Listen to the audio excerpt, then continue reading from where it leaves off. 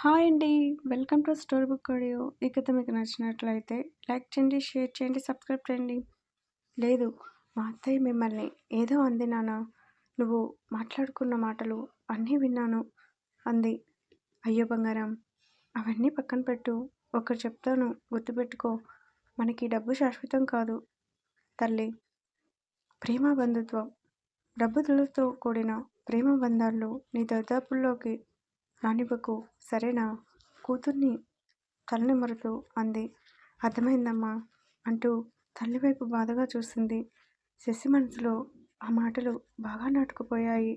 డబ్బు ఉన్న వాళ్ళని నమ్మకూడదు అన్న పాయింట్ ఆ మెదడులో నాటుకుపోయింది. ఇంతలో లోపలికి వచ్చాడు శరత్. నానా, నువ్వు తండ్రిని నవ్వుతూ తండ్రిని చుట్టుకుపోయి బోలెడు ముద్దులు పెట్టేసింది. తన కూతుర్ని చూసిన శరత్కి తన మనసులో ఉన్న బాధ ఇట్టే పోయింది. కూతురు ఫేస్ని దగ్గరికి తీసుకుని, నువ్వు పుట్టాక అన్నీ తెలిసాయిరా. ఎవరు ఎలాంటి వాళ్ళో, ఎవరు మంచి వాళ్ళో. నువ్వు నిజంగానే నా ఇంటి మహాలక్ష్మివి అని శశి నుదుటిన ముద్దు పెట్టాడు శరత్. తండ్రి ప్రేమ చూసిన శశి నవ్వుతూ శరత్ బుగ్గపై ముద్దు పెట్టింది. శ్రీవాణి తనలో తానే బాధపడింది. ఒక రకంగా తన భర్త మాట తనకి నిజమే అనిపించాయి. కొన్ని సంవత్సరాల తర్వాత ఎస్ఎస్ మాన్సూన్ సీరియస్గా ల్యాప్టాప్లో వర్క్ చేస్తున్నారు శరత్. ఏవండి, కాఫీ వచ్చాక నీ కాఫీ కోసమే వెయిట్ చేస్తున్నాను. ల్యాప్టాప్ పక్కన పెట్టి శ్రీవాణి ఇచ్చిన కాఫీ తీసుకున్నాడు. చెప్పు, రాత్రి అన్నావు కదా ఏదో మాట్లాడాలని. ఏంటి విషయం? అలసటగా అనిపించి వెంటనే నిద్రపోయాను. ఏం చెప్పాలి అనుకున్నావు శ్రీవాణి? కాఫీ సిప్ చేస్తూ అడుగుతాడు. ఒకప్పుడు మన పరిస్థితి ఎలా ఉండేదో ఇప్పుడు ఎలా ఉందో చూస్తేనే అంతా కలలా ఉంది. నిజంగా భార్గవ్ అన్నయ్య కనుక మనల్ని ఆదుకొని ఉండకపోతే మనం ఇలా కూడా ఉండేవాళ్ళం కాదు. అవును శ్రీవాణి, స్నేహం విలువ ఏంటో నాకు ఆ రోజునే అర్థమైంది. లేదంటే అమ్మో, తలుచుకుంటేనే భయంగా ఉంది అన్నాడు. శశి చదువు పూర్తయింది కదా, అది ఇప్పుడు మన ఆఫీస్ కాదని, తన టాలెంట్ ఏంటో నిరూపించుకోవాలని వేరే ఆఫీస్లో జాయిన్ అవ్వాలి అనుకుంటుంది. దానికి మీరు ఏమంటారు? నేనేమంటాను? శశి నా బంగారం. తను ఏం చేసినా నేను కాదని అనను. నువ్వు ఈ విషయం చెప్పడానికే వచ్చావా? మెల్లగా అడిగాడు. చెప్తే మీరు ఏం అనుకుంటారని. నువ్వెప్పుడు మన కోసం, శశి కోసం ఆలోచిస్తావు. అలాంటిది నా దగ్గర మొహమాటం ఎందుకు శ్రీవాణి? నువ్వు చెప్పాలి అనుకున్నది ఏదో సూటిగా చెప్పు. శ్రీవాణి చేతిని గట్టిగా పట్టుకొని అన్నాడు. శశిని భార్గవ్ అన్నయ్య వాళ్ళ అబ్బాయికి ఇచ్చి చేస్తే బాగుంటుందని నా అభిప్రాయం. వాళ్ళ రుణం ఈ రకంగా అయినా తీర్చుకుందాం. శశి అందరిలా కాదు. ఎంత డబ్బు ఉన్నా ప్రేమ బంధుత్వానికి విలువ ఇస్తుంది. పైగా భార్గవ్ అన్నయ్య ఫ్యామిలీకి వంక పెట్టాల్సిన అవసరం లేదు. ఏమంటారు? భార్య మాటలకి కాసేపు ఆలోచించి నువ్వు చెప్పినట్టే చేద్దాం. కానీ ఏంటండి? శశికి ఇష్టమైతేనే సరేనా? సూటిగా అన్నాడు. సరే అండి, శశి అయితే కాదని అనదు. కానీ తన ఇష్టం లేకుండా మాత్రం ఏం వద్దు అని చెప్పి కిచెన్ రూమ్లోకి వెళ్ళింది. భార్య మాటలకి ఎందుకో తన అక్క సంగీత గుర్తొచ్చి తనలో తానే బాధపడ్డాడు. ఆ రోజు నీ బుద్ధి ఏంటో చూపించుకున్నావక్క. ఒక్క రకంగా నాకు మంచి జరిగింది అనుకుని తనని ల్యాప్టాప్లో దూర్చాడు. చీచి, అంత నా దరిద్రం అన్నయ్య. అన్న పేరుతో ఎప్పుడూ నా మీద పెత్తనం చేస్తాడు. సాడిస్ట్ అన్నయ్య. పటపటా పళ్ళు నూరుకొని కారు ఎక్కాడు భరత్. తన అన్నయ్య తనని డ్రైవింగ్ చేయమన్నాడు అని కోపం. సీరియస్గా ఆఫీస్ కాల్ మాట్లాడి కారు ఎక్కాడు సంజయ్. తన్నే కోపంగా చూస్తున్న తమ్ముడిని చూసి ఏంటి ఆ చూపు? పోనివ్వు కారు అన్నాడు. అదేగా చేస్తుంటా.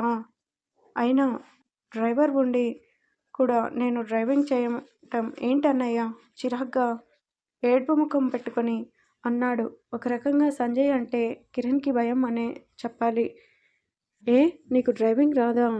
అయినా నువ్వు నేను పబ్కి వెళ్ళాం.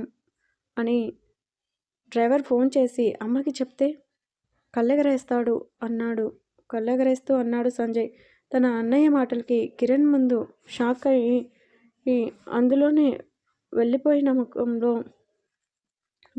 ముఖంలో అన్నయ్య నిజమేనా? ప్లీజ్ చెప్పరా? ఆత్రం ఆపుకోలేక అడిగాడు. అన్నాడు ఫోన్తో ఆడుకుంటూ. అబ్బా అన్నయ్య చాలా థ్యాంక్స్.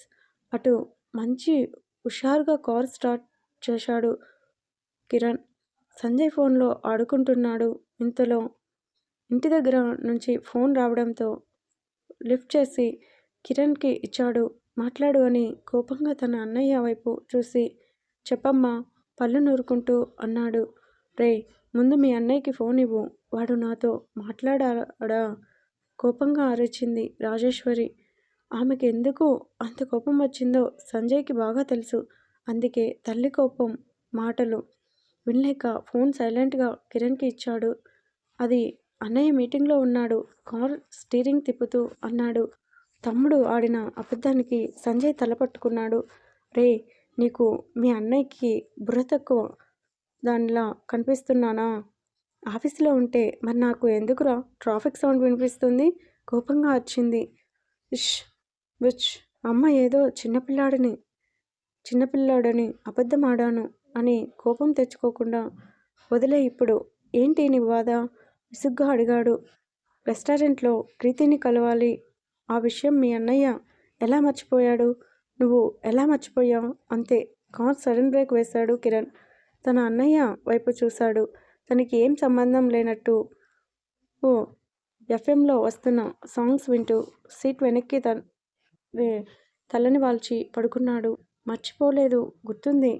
మేం మర్చిపోయినా గుర్తు చేయటానికి నువ్వు ఉన్నావు కదా. అయితే ఇద్దరూ రెస్టారెంట్కి వెళ్ళి ప్రీతిని కలవండి. అంటే నువ్వు అన్నయ్యకి కదా పెళ్ళి చేస్తుంది. ప్రీతిని మా ఇద్దరికి ఇచ్చి చేస్తావా? నన్ను మాట్లాడు అంటున్నావు? సీరియస్గా అన్నాడు. కర్మ రే, మీ అన్నయ్యకి అమ్మాయిలతో ఎలా మాట్లాడాలో తెలియదు. పేరుకైతే కిరణ్వి కానీ వేషాలు నాకు తెలీదా?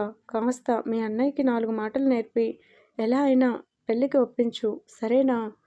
అది నా చేతుల్లో లేదు మమ్మీ, నీ పెద్ద కొడుకు చేతిలో ఉంది. ఓకే బాయ్ అని కూల్గా ఫోన్ కట్ చేసి సంజయ్ వైపు చూస్తాడు. వెళ్ళాలి అన్నయ్య, తప్పదు. అయితే నువ్వు వెళ్ళు, ఆ ప్రీతిని నువ్వే చేసుకో. తమ్ముడికి బంపర్ ఆఫర్ ఇచ్చాడు సంజయ్. అంత భాగ్యం నాకెందుకన్నయ్య? ముందు ఆ ప్రీతి సంగతి ఏంటో చూసి ఆ తర్వాత వెళ్దాం పబ్కి. తప్పదా? కూల్గా అన్నాడు సంజయ్. అమ్మ కోసం అన్నయ్య మళ్ళీ బాధపడుతుంది. నీకు నచ్చితే ఓకే చెప్పు, లేదంటే గుడ్ బై చెప్పు. ప్రస్తుతం మాత్రం ప్రీతికి హాయ్ చెప్పటానికి రెస్టారెంట్కి వెళ్ళక తప్పదు అంటూ కారు వేగం పెంచాడు సంజయ్. ఏం మాట్లాడలేదు. మౌనంగా విండో బయటికి చూశాడు. ఉఫ్, ఇంకా ఎంతసేపు? ప్రీతి నా వల్ల కాదు వెయిట్ చేయటం, కోపం వస్తుంది అంది శశి. ప్లీజ్ ఏం చేయనే, డాడీ ఆర్డర్ వేశాడు, తప్పదు, వెయిట్ చేయాలి అంటూ శశి చేతిని పట్టుకుంది. శశి, ప్రీతి క్లోజ్ ఫ్రెండ్స్. వెయిట్ చేయాల్సింది నేను కాదు నువ్వు. అయినా నీకా పెళ్లి చూపులు అయితే మధ్యలో నేనెందుకే? అసహనంగా అంది. నాకు కొత్త కదే, భయంగా ఉంది. ప్లీజ్ నువ్వు ఉండవే, 100సారి రిక్వెస్ట్ చేసింది ప్రీతి. తప్పదన్నట్లు ఊకొట్టి ఊరుకుంది. శశి ఇంతలో శరత్ దగ్గర నుంచి ఫోన్ రావటం లిఫ్ట్ చేసింది శశి. హలో నాన్న.